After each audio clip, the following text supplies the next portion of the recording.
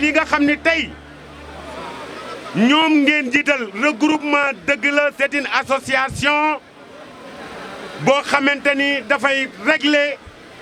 affaires sociales mais les revendications syndicales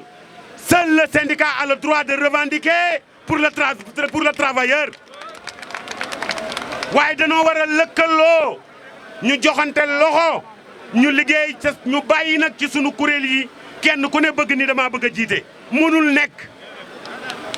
mënul nekk kenn ku ne ni maa yor association sangam maa yor regroupement sangam maa yor nii moo tax ñi ñuy représenté devant les ministères dañuy am problème pour jàmbatal leen seen i soxla ndax bu nu wootee kenn ku ne ñëw fuxe mag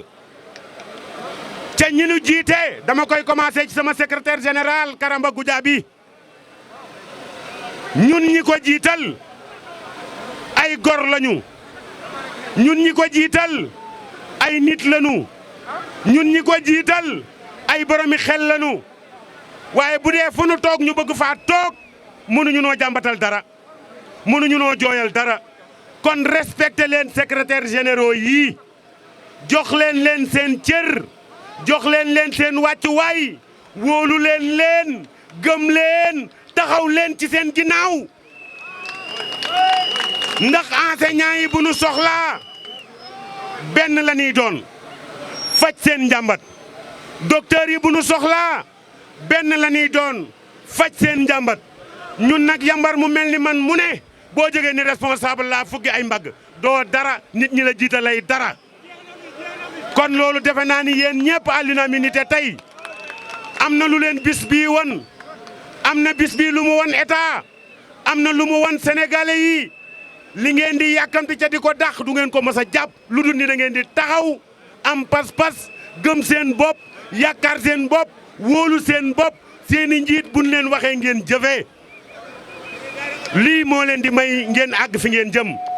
sans plus tarder je vais donner la parole à monsieur Diallo Niang secrétaire général bu ñu ci jógee ñu jox Pape Mor Sourang bu ñu ci jógee ñu jox Mamadou Ndiaye bu ñu ci jógee ñu jox le coordonnateur de la coalition Fallou Samb ñu saafoonteeg yéen yeewi leen ngeen dellu ci liggéey bi wasalaam monsieur Diallo Niang ci kaw. di nuyu sama camarade syndicat yi fi nekk man maay Diallo Niang nekk secrétaire général syndicat national des gros porteurs. chauffeur si may am benn kàddu mu leen laaj bi Macky Sall toog ak léegi lu mu defal chauffeur ku xam ne ko yëkkat loxoom lu mu ñu defal waaye xam ngeen lim ñu def xam ngeen ko bi mu ñëwee timbre rendez-vous ñaata la woon 2500 mu def ko junni timbre bi daf fere ñaata la woon junni mu def ko ñaari junni lu mu récolté ñun ñaata la nga passé ba am permis mun la damay recueillir permis bu nekk 12000 ñaata la ñaata milliards lum ñu jariñ dara kon ñun lum ñu def ànd ak ay waa këram muy police muy gendarmerie Macky di duma waa këram di duma di ñu rat rek lum ñu defal dara Macky defaluñu dara képp ku taxaw nag Macky Sall ni ko chauffeur saa ngi ànd ak yow waxoo dëgg ku ko ni chauffeur saa ngi sa ginnaaw waxoo dëgg te Macky Sall nag da ko chauffeur si wan ni chauffeur dañoo am doole ci réew mi dañ ko wan loolu ni ñu ko koy wane mooy lan fii ñu taxaw ngeen yëg ko ngeen ñàkk ko yëg syndicat Sénégal yëpp yi la ko transport dañoo lënkoo nekk benn loolu la chauffeur sépp doon ñaan ñoo ngi ci fi mu nekk nii lii ngeen def nii tey muy sitting bii jàpp leen ni benn la ci yeneen a ngi ñëw ñoo ngi ci takk loo xam ni muy transport en commun di urbain interurbain di taxi ba ak bu mu ci mën doon muy poids lourd ñëpp dañuy ànd taxaw Sénégal ni nem ñu taw ci kaw tali yi di ataaya xam nga fi mu ne nii lu ma jàpp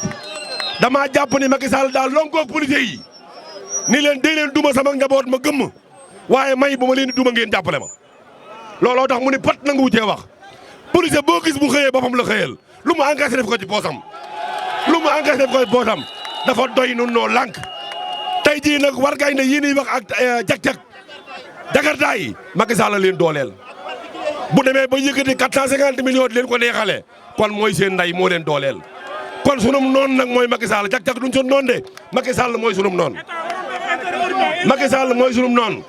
luy ndey bàyyi Macky Sall jël a dem dikk di def Sénégal dem dikk di concurrencer ak bisu ci àll bi suñuy naw di àll pour lan biir Ndakaaru waru koo génn biir Ndakaar la war a yem warul woon a génn kon tey nag cag-cag nag bu ñu demee ba état di ko dooleel biir réew mi demal Tëngéej 3000 la yemee par client di ñëw Dakar demal Guédiawaye 2000 ñu indi la Dakar waaye kenn du leen jàpp ndax fu ñu dem alkaati bu ñu xëy romb jox ko 1000 bu ko nañ joxaat ko 1000 ñoo ngi bëgg a dee chauffeur bi nag état xam na ko ci moom la passé permis ñàkk fa ay kopparam oto bi état xam na ko ndax Sénégal lañ ko dédouané état xam na ko moo ko miite état xam na ko moo koy wutal visite technique waa Jakarta bi moom lu muy werse dara ñu concurrence ak moom état doon ndayam noo lank noo bañ duñu ko nangu tey duñu ko nangu suba te xeex rek la ñoo xeex moo ñuy may ndam asalaamaaleykum wa rahmatullah Alaaji Bamba Sourang bi yoroon fédération nationale ànd ak ñoom Lobat Fall ñoom Baye Mor Fall Lo ancien yooyu moom it mu def parcours bu rëy ci biir transport yor ci kuréel gu mag muy El Hadji Mor Sourang à vous la parole góor gi.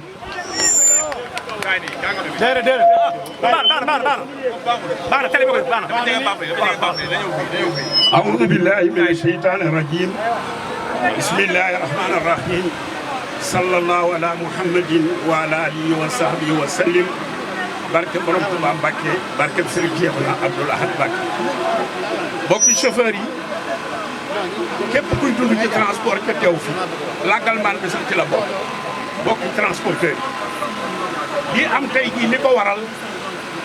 mooy ay nit dañ daan dund ci seen métier di jënd oto yu bees di ko jëndal seen bopp muy urbain muy interurbain muy taxi ca état bi ci dugal loxoom ñaari société nekkoon fi ñaari société nekkoon fi muy SOGECA société générale de crédit automobile ak SONAGA société de garantie automobile du Sénégal nga xam ne transporteur bi bu masaana soxla oto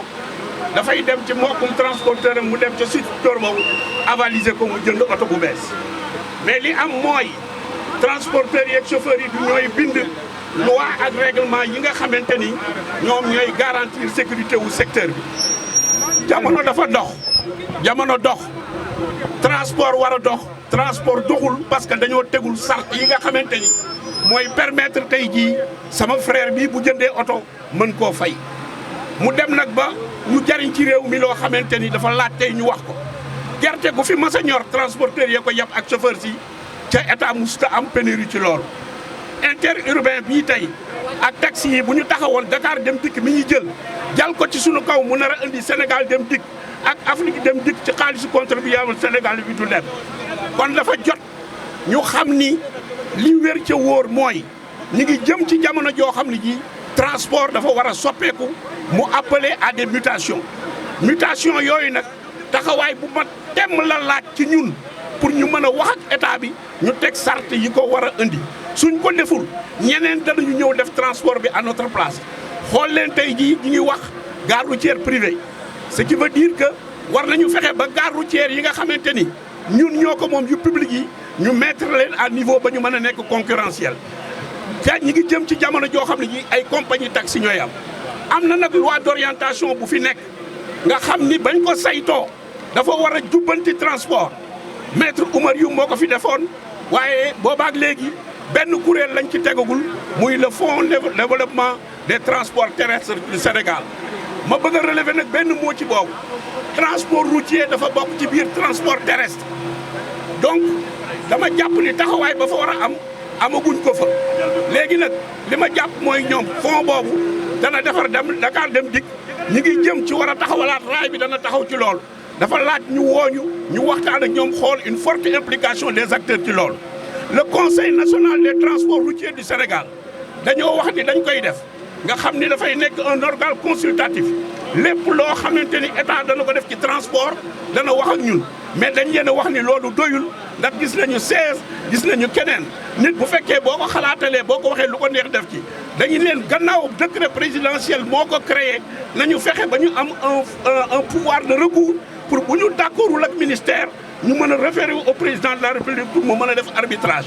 am na la beaucoup de réformes yoo xam ni yi war nañ ko def xeex bi tey fi mu nekk mooy ñu dem ci la mise en place des réformes te bu ñuy def réformes yi ñu am ca taxawaay boo xam ne bii danañu mën a jël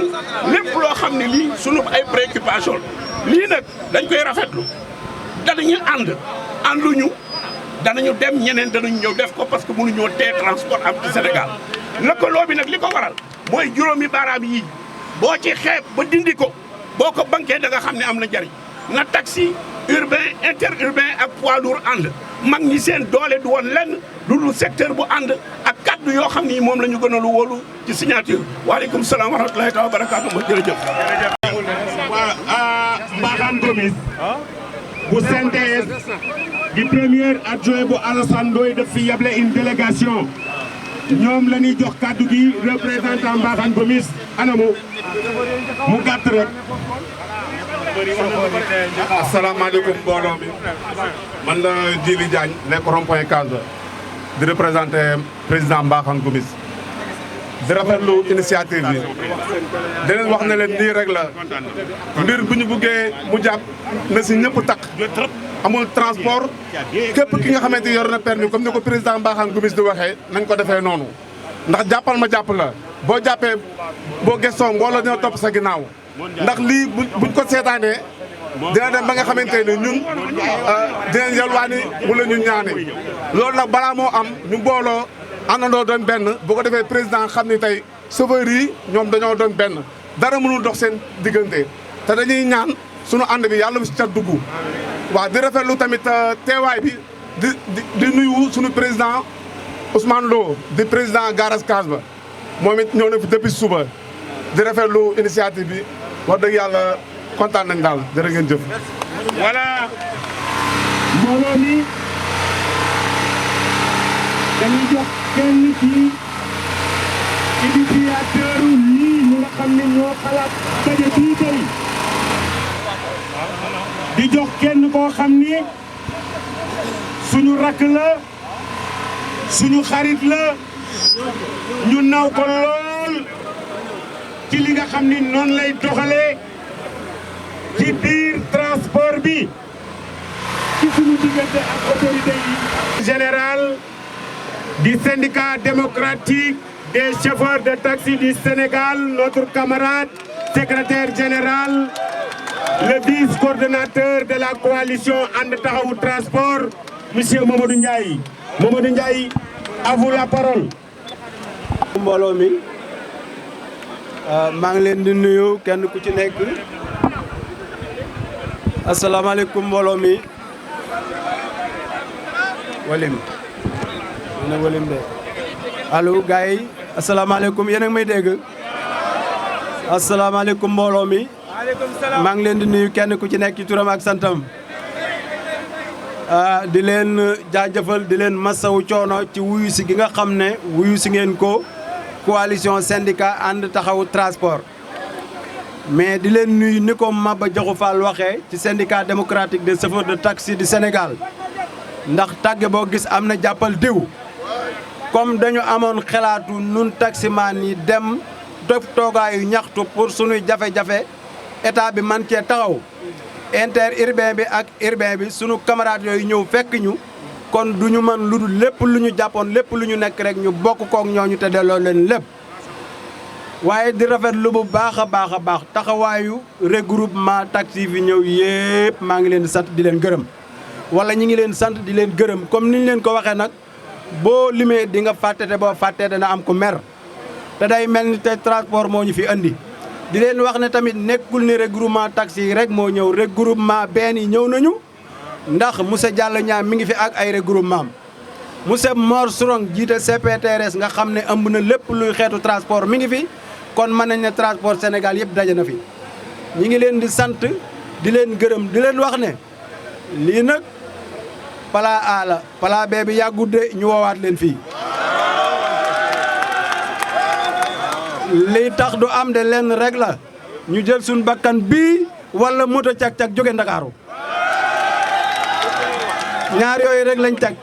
transport deux roues na génn Ndakaaru ñu wàññi yëngu-yëngu yi transport deux roues génn Ndakaaru ñu continuer yëngu-yëngu yi incha allahu kon nag di leen xamal ne heure bi ñu mayoon 13 heures waxtu moo ci des waaye suma sañan duñ ko ñëdd fii ak quelques minutes su ma yónnee ci micro bi ne nañ ko tas ñu tas ko ndax wax dëgg yàlla ca 9h la ma autorité yi woo ne ma Ndiaye su fekkee da nga doon yëglu fi ñu toll ñu ngi gis lépp mbir mi mat na kilifa yi dégg nañ ko bu la neexee nga tas ndaje mi yàlla xam na ko ma ne leen wax dëgg yàlla day waaw ma ne leen wax dëgg yàlla day bu doon man Modou Ndiaye kese ma tas ndaje mi waaye nag ñi ma bokkal intersyndical bi ñooguñu te mënuma wax bàyyi leen kon dama koy bokk ak ñoom kon la yooyu bañ ñëw bu ñëwee lu ñu defandoo ñu bokk ko defandoo ko bu Modou Ndiaye noonu na ndaje mi tas te yeneen syndicat yi ma ko séqal dañ ne du tas kon dañu continuer ndaje mi ñu yendu fi waaye nag dañu ni su fekkee ne boo soxlaa ñu defal la këyit wu lay permettre nga def loola heure bañ la may su jotee arrêté loola kon nañu ne fii ak 30 minutes nga xam ne 30 minutes dana des ca heure bañ ñu may ñu tekki ndaje mi oto it bu ñu wàcc nu wàcc ndànk dem ndànk comme niñ fi ñëwee woon ñu delluwaat ba ci ndaje mi ñu leen di woowaat fii ak ay fan incha allah kon sant nañ leen gërëm leen beneen bi mooy am na ci benn oto boo xam ne nee nañu am na fu mu baare numéro bi lan la waaw 1566 AU fi mu dem fi mu gaare mën na ko xool beneen bi waa Thiès regroupement Thiès ñëw nañu li leen wax sànq waa regroupement Mbour ñëw nañu waaw alors kon nag bu ko defee ngeen xam ne mbir mi nekkatul loo xam ne mbirum waa Ndakaaru kese la te ma di leen xamal ne moto cak-cak ni mu leen di bëgg a déranger dafa déranger waa Thiès ba pare dafa déranger waa Diourbel ba pare dafa déranger waa Tamba ba pare léegi nag nañu xeex Ndakaaru ba réglé ko ànd ak ñoom ca régions yi nag dem xeex ko jàpp leen ne première sortie syndicat bi bu ko yàlla dogalee ak coalition bi Thiès lay nekk ak Saint-Louis loolu moom jàpp leen ko bu ko yàlla dogalee incha allah jërë ngeen jëf kon ñu ngi sant di gërëm Maba. 17 wuyul kii taxaw moo représenté les taximans de Thiès chauffeuru Thiès baak bu Pout baak bu Ndand baak ñëpp a yem dëgg naa daal ñu ubbi sunuy bët ca nammat sunuy xel boole sunuy xol pour mën a liggéeyal ak lu transport kon dañuy jox kàddu gi le coordonnateur de la coalition monsieur Falilou Samb mu waxtaan ak mbooloo mi ñu yiwi leen comme ni ko secrétaire général Mon Ndiaye waxee buñ la nee heure bii la respecté loolu ñu xam ne ñii ay responsable lañ parce que fii ñi fi daje ñëpp responsable lañ nit ñu mat lañu nit ñu am mature lañu nit ñu nu ngoo liggéey lañ cay dundee seen ñàkk à vous la parole monsieur Samb.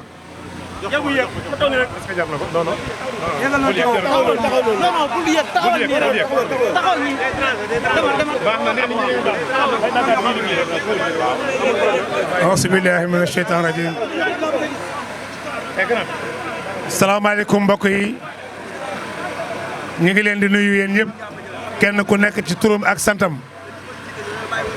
di am mbégte ci seen wuy si bu rafet bi ngeen wuy si di wax ni tey wane na ni am na lu bare lu ñu réeroon ci transport ñu ko doon wër mel na ñu teg nañ suñu tànk yoon wi nga xam ne buñ fa jaaree gis ko wuy si bi wane na ni naqar wi teg na ñun ñëpp ñoo ko yëgandoo waaye kon occasion lay doon pour ñu sant leen bu baax a baax gërëm leen ngir suñ fi taxawee tey ak coalition bii nga xam ni dañ ci doon dox fas yéene mbooleem ñi nga xam ne dañuy tuddoo kilifa ci transport joxante loxo bokk ndey bokk baay pour ànd ñaxtandoo xeexandoo li nga xam ni mooy seen tiis mooy seen naqar ngeen xam ne tey benn secteur moo ñu fi dajale muy moto cak-cak ak transport irrégulier maanaam war gaynde wala kalandoo wala Allo Dakar waaye ñu jàpp ne ëllëg tam danañ dem ci yeneen i mbir ngir gis ngeen fi suñu xarit camarade Diallo Niang moo teewal fi intersyndical boo xam ne mook suñu xarit Góoru Xuma ak Pape Mamadou Ndiaye ñëw ca bokk nekk dafa naa gis ngeen fi suñu mag ñun ñëpp di monsieur Mor Souran di kilifa goo xam ci transport kenn nattabli wu ko mu juute kuréel gu mag goo xam ne xeeti transport yëpp daje nañ ci bàyyam nekkoon référence ci transport ñu gis fi suñu xarit le camarade Ibra Wade mu jiite Contrans jamono yëpp mat na ñaari weer ci ginnaaw mi ngi dajale Sénégal ci benn panel bëgg ñëpp daje ñu am ab woote boo xam ne des na tuuti ci kanam danañ ko woote pour bëgg ñëpp joxante loxo ñu bokk ndey ak baay li nga xam ne moo ñu tàggale néew na trop par rapport ak li ñu boole kon li ñu boole moo ëpp li ñu tàggale lan la ay daraja ñu tekki ko teg ci suuf xam ne kenn ci ñun tekkiwul dara bu dul ni mbooloo ma la jiital ñoo la def na nga doon ñun ñëpp suñuy diplôme passé wul permis de conduire ñun ñëpp suñu profession chauffeur la kon ñi ngi leen am mbégte trop ci ni ngeen wuysee di leen ñaax ci ngeen gën a góorgóorlu camarade Maba wax na fi léegi lu am solo sunu xarit muy Ousseynou Goudiaby yaramam moo sutante mais avion la jël jóge bi ñoo la def ni woon kur kooku tey day ñëw fekke lii mais bañ demee ba xool état de santé dañu jàpp ni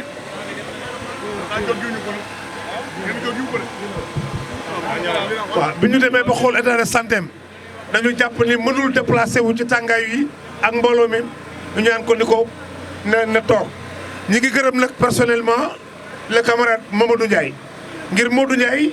ñun ñëpp dañu nekkoon ci benn action muy élection Sédhiou suñu force yëpp foofu lañ ko juble woon daanaka coordination bi au niveau Dakar moom mi topp ci man moom lañ ko bàyyee woon kon lii su amee ñëpp jàpp nañ ci mais ci coordination ci pilotage am ak ni mu ko taxawee tey moo tax ba réussite bi am kon coalition bi ñu ngi gërëm Mamadou Ndiaye secrétaire général syndicat démocratique des chauffeurs de taxi du Sénégal ngir ñun nekkuñu fi woon Maba mi ma nga woon Sédhiou Karam ma nga woon Sédhiou man maa nga doon coordonné région yi pour que ñu mën dem Sédhiou pour def élection kon li fi am lépp daanaka moom moo doon taxaw di ko coordonné kon ñu ngi koy gërëm ci turu coalition bi di leen wax ni aussi na ngeen gën a góorgóorlu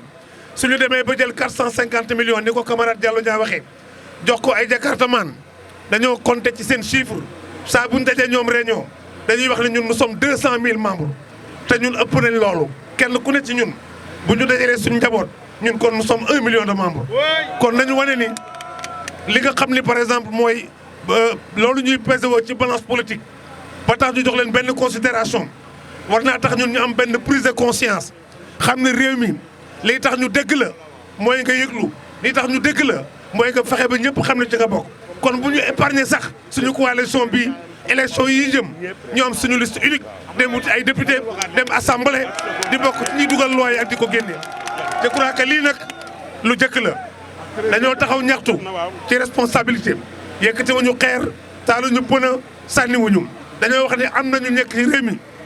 dañuy concurrencer te sañuñu ko koo fi gis am na transport en commun ñun la am da ngay wut livret de conducteur wala ne xam nga Dakar oto bi ngay dawal bokk pour TPV ngay assurer ñi nga yëpp nga am visite technique boo xam ne 6 mois yu ne nga wutiwaat ko sa oto am couleur identique fu ko alkaati seen xamme ko ñoo xam ne ay oto banalisé lañ yor ay vitre tintée yor ay 4x4 fu ñu taxaw suñu wet loolu lañ bëgg mu jeex dañu bëgg Jakarta yi xam ni su état des politiques pour la création d'emploi des jeunes na ko orienté faneen fudul ci jaay jeunes yi seen bakkan yéen nag gàcca ngalaama yéen jëlu leen gaal yi dem dugg ci géej gi dere seen bopp yéen du ngeen ay agresseur yéen kenn du leen gis ngeen barré wala ngeen toj fa rouge yéen seen ñaq rek ngeen di dundee yéen vous êtes serviable kon yi ngeen dëkk su guddee su jigéen ñi bëggee matu yoo leen di yóbbu kenn ku nekk ci yéen tailleur bi koy ñëwal mbubb su duggee ci taxi mu yóbbaale ko yéenay jëriñ ñëpp te kenn du leen jëriñ kon xam leen seen bopp xam seen bopp doy na ñu ngi leen di gërëm di leen sant di encouragé mboolem nag ku fi teew ñëpp ñoo xam ne nii bàyyi nañ seen liggéey tey ñëw fi jotaay bii ñu ngi leen di gërëm duñ lim parce que buñ limee mën nañoo fàtte kenn mais ngeen xam nañu ñëpp ñu ngi gërëm ñëpp di leen encouragé di wax asalaamaaleykum wa rahmatulah jërë ngeen jëf. yéen journalistes yi man maa ngi tudd Pape Ndiaye waa ñun dañoo sonn te coono moo ñu indi fii yaa ngi dégg parce que ku ne xam na ne chauffeur taxi njëriñ bi mu am ci réew boo ko xamoon doo ko tuutal te ñun dañoo tuutal bi mooy ñun dañuy dagg assurance 21000 dagg droit yaa ngi dégg am livret am transport ki nga xam ne nag amul dara lu dul assurance 6000 francs nga autorisé ko ci réew mi muy def lu ko leex n'importe quel fu mu fekk client jël ko dara du ko ci fekk yow mi nga xam ne yaay taximan yaa yor livret yor assurance yor carte grise chaque 6 mois nga dem visite technique yow sa signal bu fekkee sax ñu ne la infraction dagal la 3000 nga dem lekk nga dem fay ko retourné waat ci suba si keneen jàppaat la ci loolu waaye ñun xanaa ñun dañoo amul mbokk waaye ñun dañoo ami famille wala ñun dafa amul koo xam ne tey jii ñun daf ñu jooy suñu naqar biñ demee nag ba sonn looloo ñu indi fii tey ñu toog di ko dénoncé ne fu mu toll nii dañu dimbale ñu may ñu jàmm parce que ñun liggéeyatuñu réew mi léegi am fi carte grise kese di transport moo ëpp doole sax nga am yoon li la yoon may ci transport kay yooyu yëpp nga am ko di ko doxee. mais nit ñi lu tax ñuy bëgg di jël cag-cag yi est-ce que tamit dafa gën a yomb te yéen daanaka taxi Dakar moom cher na cher boo xam ne si ni du ñëpp koy mën a jël chaque jour. waaw gis cag-cag nga arrêté ko dugg ci yaakaar ne moo gën a yomb kooku yow sa personnel bopp la mais yow mi am mag yow mi am fulla ak fayda am personnalité sa famille yaakaar la doo jël cag-cag naan ko yóbbu ma Dakar ne lu ne mën a la ci fekk yaa ngi dégg waaye ki nga xam ne nag xool li ko ci mën a fekk kooku yoonam newu ci day jël rek dem man bi taximan la dama Kaolack laa dëkk mais musuma la wax ne la bouchon Jakarta li ciy dem sa xaw ma ko parce que man du ma dugg auto transport boo xam ne 2 roues lay doon te amoo benn këyit transport boo koy def da ngay ami këyit normal mais Sénégal léegi dawal fi oto bu amul këyit sax moo gën a valable oto bi nga xam ne dañ ko autorisé mu am këyit ci transport looloo ñu métti nañ ñu dimbale ngir yàlla te defar ñu suñu transport bi te ñun taximaan yi nag ñu respecté ñu da ngay gis guddi kuy am doom ñun ñoo lay yóbbu ku feebar ñun ñoo lay yóbbu muy jabar gendarme bi muy jabar police bi mais ñun boo ñu arrêté rek indil nga ñu infraction rek da ñuy xool rek def ñu infraction xool nga ñu rek bindal nga ñu infraction lu ko waral ndax lan gis nañ ne ku ci bëgg a lekk bu ne dañ naan la toppal taximaan yi nañ bay wax jooju nit mënoo di dund di liggéey te doo dund bu baax mais boo bëggee lekk bu neex ñu ne la taximaan yi ngay topp kon ñun dañu teg bët nañ ñu may jàmm c'est ça le problème nañ ñu may jàmm ku jóg rek danaan yu taximaan yi ngay topp boo bëggee lekk bu neex wa léegi nag kon ñun lañ bëgg a def dund police bu ci wàcc balaa ngaa ñibbi daxa ci furi wi ndugu mbuus bam fees yóbbu sa famille état da la ko jox état joxu la ko kan moo la ko jox xam nga fi nga ko jëlee mais ki la koy jox respecté ko jox ko cër même booy lekk 1000 francs nga kaf ak moom ree ak moom mu dem nga dem mais dañ lay tegal lu tar ba pare encaissé sa 1000 francs doo ci am mbax gi neex te loolu baaxul nañ ñu respecté ngir yàlla ak yonent bi parce que ñun loolu lañ am ñun taxi bii lañ am amuñ leneen lu taxi wasalaam.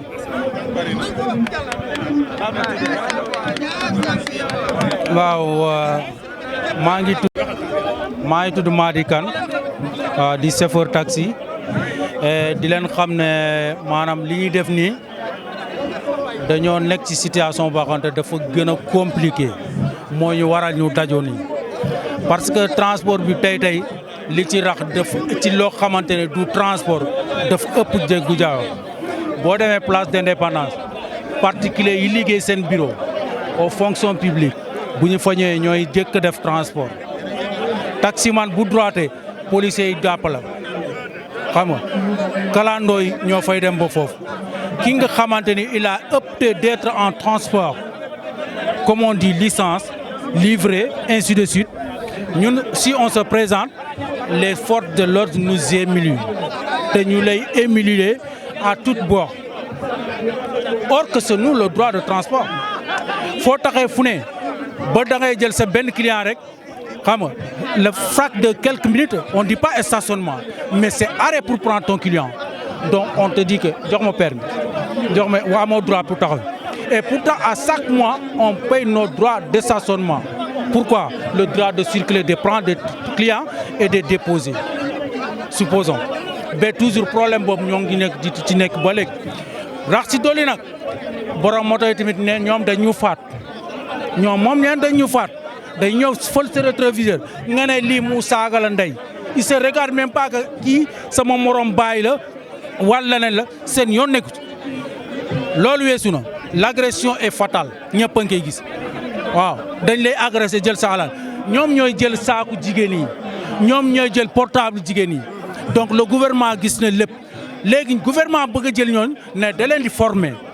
pour ñu apte nekk en transport dans ce pays là li fi nekk fi tey li nga fi gis doomi aadama tey est-ce gouvernement bi bu doon am na fulla ak fayda ñàkk nañ ko war a def transport Sénégal à n'importe où Sénégal dem dik est-ce que le gouvernement a droit d'organiser en transport on vous demande ça aussi. Gouvernement da nga am droit d'encadrer ta population à n'importe manière kenn ku nekk li nga nekkee ñu encadrer la pour jàppale la ni ngay fexe ba mën a dem ci kanam ndax sa dem kanam mooy dem kanam Sénégal ñun de waxuñu kenn waaye ñun chauffeur yi fi nekk tey taximan woo car yoo keneen woo ku mu doon ñun on a droit parce qu'on fait tous nos droits on cherche tous les droits qui nous devaient pour obtenir un chauffeur professionnel et qualifié aussi surtout. Donc il faut que le gouvernement nous donne nos sécurités, nous veille nos sécurités premièrement, mais nous donne sunu wareef maanaam sunu wareef il faut que le gouvernement taxaw ci xam ne lu ñu doon jàppale ñu ndax ñun ñoo ngi koy jox xaalis biñ koy jox bari na. Là c'est la première chose qu'on devait faire pour faire quoi? Une sit-in. Si on fait un sit-in, le fait que le gouvernement ne nous entende pas, on va faire la deuxième. Voilà. Deuxième, donc ça peut être le mars. Bon, troisième, ça peut être le grève. Voilà. Donc toujours, nous savons que transport, ils n'ont même pas droit à Thiès, ils n'ont pas droit à Kaolack, ils n'ont pas droit à Hambourg. Parce que c'est des villes. Ça, c'est le capital du Sénégal. Hein? Gouvernement Bouyeou, est-ce que l'on dit que jël ay moto nekk sama population dem leen yéeg ay moto l'accident des motos vous le savez quand même. Non, la question de serre de passe de tout ça on devait enquêter le gouvernement parce que gis nga Macky Sall mi nekk président tey avant qu'il soit être président qu'est-ce qu'il a dit carburant bi dem Malien ak transport gudd bi ñuy def mu gën a yomb lañu Sénégal jour bu ma nekkee président je vais réduire le carburant est-ce qu'il a réduit? Je vous demande, tu es témoin quand même, il a réduit. Il n'a rien réduit du tout. Donc ñun ñoo ngi fii nekk di def suñu wareef nañu may aafiya nañu may jàmm ak salaam waaw li ñu nekk nii lii tàmbali la de li naan ne teen la yéen gi ñëwagul te lu cak yi lu mu leen di jaral dinañu ko jaral on sera organisé soudé être unique waaw loolu moom wax leen ko di leen jërëjëfal di leen jaajëfal ñoo bokk Sénégal xam ngeen lu jaaru yéen journaliste sax xam ngeen lu jaaru waaw cak yow xalaatoo yegg ci cak xanaa ah bu dee da ngay yegg sa moto service xëy na on ne sait pas mais transport en moto qu'est-ce que ça veut dire ça c'est du bordel waaw aywa salaam. ñun chauffeur si comme ñun nga xam ne ñun ñoo bokk tali bi bokk métier bi nañ defaraat suñu taxawaay parce que ma respect boo koy incarné day fekk mu nekk ci yow ba pare te da nga koy wane mais tey liñ taxaw fii di wax nii yëpp nii xam nga lu am solo la ay points yu am solo lañ fi souligné mais tey population bi buñ xoolaatee taximan ci kaw tali bi ak ñoom seen doxalin ñoom dinañ inquiété wu ba xam ndax ñoom lii ñuy wax ni loolu dëgg la wala du dëgg mais bon nag ñun ñoo war a góorgóorlu ñun ci suñu bopp ñu dëggal suñu bopp xam ne ñun métier bu noble lañ nekk tali bi buñ fi nekkee ñuy wane bon exemple bu client taxawee foo xam ne nii warul fa taxaw nga am audace ne ko avancé taxaw fu normal ma taxaw droit jël la dem loolu dina gën a rafetal suñu liggéey mais nu la neex taxawee nu la neex defee bu sa mbokk taximan ñëwee di la expliquer sax nga sànni ko loxo loolu rafetul ci ñun ñii nga xam ne ni ñoo fi dajee ñun ñëpp nag ñoo wax ji ñun ñëpp la concerné xam nga nañ gën a rafetal suñu taxawaay ci kaw tali bi xam nga bu ko defee nit ñi voilà ok bu ko nit ñi gisee nawloo ñu mais ñun mënuñu taxaw fu ñu taxaw di kaas suñu droit ba pare nii te buñ nekkee ci tali bi duñ def lu yoon xam nga loolu daal message boobu laa amoon lu may jàllale pour suñu mbokk chauffeur yëpp ñun ñëpp ñu góorgóorlu ci kaw tali bi xam nga solidarité xam ne ñun ñëpp benn lañ ku ciy jël client na nga droité normal bu client taxawee ci angle bu ko jël ne ko avancé taxaw na le ma taxaw jël te nga toujours del nawloo sa ñi ci ginnaaw booy droité daal booy taxaw na nga droité bu baax nga jël client nga dem sa yoon waaw pourtant taxi moom taxi xoolal pourtant te taxi nag xoolal gis nga client boo fi gis nag bu taxawee mënul taxaw 5 minutes te demul fi mu bëgg a dem ñaari taxi ñetti taxi nga am bu la yóbbu taxi seer na mais tamit demeewul noonu pourtant cag-cag yi ñuy wax ni cag-cag ñoo ñu gën a seerle cag-cag course boo ci fay ni course bi 2000 la commencé koo ci joxul 2000 wala 3000 du la doxul say course taxi nag boo yoree 1000 francs 750 téeméer sax dañ koy yeb ñun bon seer bi ñuy wax xañ na dañ ñu koy diaboliser rek mais seerul seer boobu noonu ñuy wax waaw message boobu daal laa amoon lu ma lay jàllale ñun suñ bopp dañ gëm suñ bopp xam ne ñun la xam nga rafetal suñu nekkin ci kaw tali bi loolu daal bu ñu ko defee dinañ ñu gën a wekk xam nga alkaati yi nag may ñu jàmm ngir yàlla waaw loolu laa am lu ma doon jàllale. salaamaaleykum man Ibra Gueye laa tudd di taximan comme tout le monde léegi suñu problème li ngeen di fii tey place de l'Obélisque mooy problème mu cag-cag Jakarta ak war gaynde ñoom lëjal nañ sonal nañ suñu liggéey yàq nañ ko liñ ko yàqee mooy yow cag-cag mooy lan moto nga ne da ngay def transport en commun bon amoo licence amoo assurance transport amoo carte grise transport ba pare nga ne da ngay def transport en commun di transporter nit ki di ko fayeku oto bi nga xam ne dafa am pièce complète ah yor licence du caaxaan gouverneur moo koy signé moo koy joxe ah yow moto bi Jakarta bi nga ñëw client bi mu nar a lépp yow nga yëpp ko sëñ bi loolu fan lam ndañ lay romb ci télé bi nga droité ñu fel sa téléviseur damm ko nga wax ñu saaga la dem taal sa moto dem parce que fi mën a jaar mënoo faa jaar man moto xoos na ma sama oto porte bi naral ko daw dem mais mënu ma ko jàpp fan laa koy jàppe parce que moo ma gën a gaaw parce que fi mu mën a xaj xaju mënu ma faa xaj mais loolu dafa métti ci xol ba pare ñuy jëm war gaynde mooy lan ñun kañ lañ koy am location boo xam ne day dem ci àll bi loué taxi nga dem ko yóbbu ko indi ko parce que bu la naree jël woo alu Dakar bi këram lay ñëw fekk ko fa jël ko indi ko Dakar fa mu jëm jëlee ko Dakar moo xam Touba la wala Kaolack wala Saint-Louis yóbbu ko yaa ngi dégg fa mu jëm mais te dara du ko si dikk moom mu gën la ñoom ñu gën ko favoriser yow mi valable ak moom mi valable transport il n'est pas régulier bi ñuy def ñun dañu sonal dañ ci maar c'est trop dañu sonn Macky Sall nañu gëstu taximaan yi xam ñun sunu valeur xam ñun ñooy kan pourtant bi muy campagne ñun sitting bi ñu ko defal fii campagne bi ñu ko defal kenn defalu ko fi mais moom kon lan moo tax ñun wala ñun duñu citoyen comme tout le monde lu tax mënuñoo gëstu ñun xool xam ne taximaan ñun ñii ah yaa ngi dégg ay royuwaay lañu te métier mi yor métier noble la doo ci gis bandi doo ci gis wayu dégg nga mais cag-cag man jilante naag cag-cag mu jël te gel bi ki mu jeeb mu bipp te saako gel ñu accéléré daw ak moom fii ñaari tali fii maa ngi koy gis mais mënu ma si dara parce que moom moo ma gën a gaaw mais kon vraiment ñun bëgg nañ ci président yi Macky Sall mu dimbaluñ ci cag-cag yi dimbaluñ ci war gaynde yi dégg nga ministre de transport yaa ngi dégg muy porte aérienne yëpp xam nañ cag-cag xam nañ war gaynde boo leen ko wax sax ñoom dañ la koy wax da ngay dégg des fois ci émission ñu wax ba tudd war gaynde waaw mais pour lan ñu bàyyi leen ci liñ nekkee ñoom ah ñu xam ne leer nañ lii ñu nekk du dëgg du yoon mais nga leen ciy favoriser mais dañu sonn ñun taximaan yi ah loolu moo ñu métti moo ñu waral suñu ñëw fii tey place de l'Obélisque pour jooy lii nag lancement bi la rek yaa ngi dégg film bi ñëwagut incha allah bu beneenee lu gën a pire li ngeen di gis merci. ñun waa groupe transport ñoo doon waxtaan ak gars yi ñun ñoo yore wàllu organisation bi ñoo ko yore groupement baa ngi nii ñun nag lépp loo xam ne baax na fii waa organisation ñoo ko yore mais nag organisation bi jaar na yoon li ñu gën a naqare nag mooy Jakarta yi war gaynde yi état bi faale wuñu lu ñu wax duñu toppatoo moo tax lii bu amee daf ñuy neex organisation nag waa trafic ak mouvement yi yëpp kontaan nañ ci ñoom parce que ni ñu taxawee fii tey lu am solo la ñu ngi kontaan ci ñoom bu baax a baax di leen xamal nag nii la buñ nee jóg leen rek ñu jóg buñ leen bàyyee leen ñu bàyyi kon ñu ngi leen di sant bu baax di leen gërëm bu baax a baax. waaw problème bi ni ko indi. waaw cag-cag yi ak clando yi bu mel que ni est-ce que du seen taxawaay tey moom moo des. ci wàllum dem bi ak dikk bi. moo tax nit ñi tey di daw jëm ci li nga xamante moom mooy war gaynde yi ak li nga xamante moom mooy cag-cag yi est-ce que du loolu. waaw loolu lu ko gën a waral grand mooy état